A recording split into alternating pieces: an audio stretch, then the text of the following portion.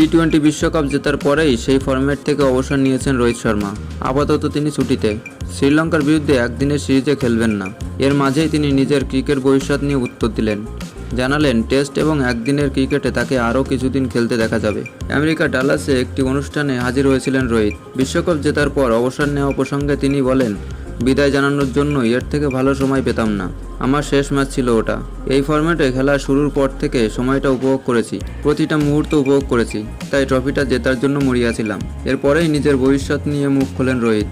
বলেন, আমি খুব বেশি দূরের দিকে তাকাই না, তাই নিশ্চিতভাবে আরও অন্তত কিছুটা সময় আপনারা আমাকে ক্রিকেটে খেলতে দেখবেন। আলোচনায় উঠে আসে বিশ্বকাপ ফাইনালের প্রসঙ্গ। দক্ষিণ আফ্রিকার কাছে হারতে হারতে কীভাবে জিতেছিলেন তারা, তা বর্ণনা করেন ভারতের অধিনায়ক। বলেন, সেই মুহূর্তে মাথা পুরো ফাঁকা হয়ে গিয়েছিল। সেই পরিস্থিতির ওপর মনোযোগ রেখেছিলাম। আমাদের তখন মাথা ঠান্ডা রাখা দরকার ছিল।